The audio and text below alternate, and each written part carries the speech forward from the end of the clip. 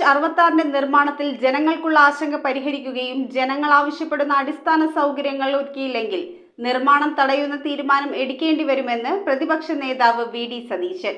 ദേശീയപാത ജനദ്രോഹ പാതയാക്കരുതെന്നാവശ്യപ്പെട്ട് NH-66 സംയുക്ത ജനകീയ സമരസമിതി പറവൂരിൽ സംഘടിപ്പിച്ച പ്രതിഷേധ സംഗമം ഉദ്ഘാടനം ചെയ്ത് സംസാരിക്കുകയായിരുന്നു അദ്ദേഹം. ദേശീയപാത ജനദ്രോഹ പാതയാക്കരുത് എന്നാവശ്യപ്പെട്ടുകൊണ്ടാണ് NH-66 സംയുക്ത ജനകീയ സമരസമിതിയുടെ നേതൃത്വത്തിൽ പറവൂരിൽ പ്രതിഷേധ സംഗമം സംഘടിപ്പിച്ചത്. കനത്ത മഴയിലും സ്ത്രീകളടക്കം നിരവധി പേർ പങ്കെടുത്ത പ്രതിഷേധം പ്രതിപക്ഷ നേതാവ് VD സതീശൻ ഉദ്ഘാടനം ചെയ്തു.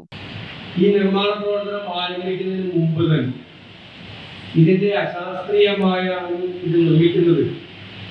ഇത് ജനപ്രതിനിധികളുമായിട്ടോ വേണ്ടപ്പെട്ടവരുമായിട്ടോ ഒരു കൂടിയാലോചനകൾ നടന്നിട്ടില്ല.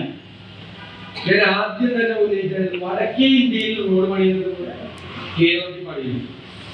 വടക്കേ ഇന്ത്യയിലെ വ്യത്യാസം എന്ന് പറയുന്നത് ഒരു ഗ്രാമം 15 വീടുണ്ടാവും പല സ്ഥലത്ത്. പിന്നെ ഒരു 20 കിലോമീറ്റർ പോയിട്ടാണ് പിന്നെ അടുത്ത വീട് എനിക്ക് കാണുന്നത്. കരിശൈകൾ എന്ന സ്ഥലത്ത് പണിതു പോകുന്നത് പോലെ ഈ കേരളം മുഴുവൻ എന്ന് പറയുന്നത് ഒരു നഗരമാണ് അല്ലേ? എന്തുമാത്രം ആളുകൾ യാത്ര ചെയ്യുകയൊക്കെ ചെയ്യുന്നു. ഞാൻ കോട്ടയത്ത് നിന്ന് 1:30 യാത്ര പുറപ്പെട്ട് എറണാകുളത്ത് വന്നത് 4 മണിക്കാണ്.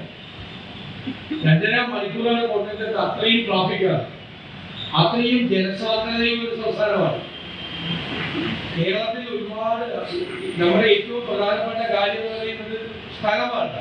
ദേശീയപാത 66 നിർമ്മാണത്തിൽ ജനങ്ങൾക്കുള്ള ആശങ്ക പരിഹരിക്കണമെന്നും ജനങ്ങൾ ആവശ്യപ്പെടുന്ന അടിപ്പാതയും ഡ്രെയിനേജ് സംവിധാനവും ഒരുക്കിയില്ലെങ്കിൽ നിർമ്മാണം തടയുന്ന തീരുമാനം എടുക്കേണ്ടി വരുമെന്നും അദ്ദേഹം ഉദ്ഘാടന പ്രസംഗത്തിൽ അറിയിച്ചു. KV അനന്തൻ മാസ്റ്റർ അധ്യക്ഷത വഹിച്ചു.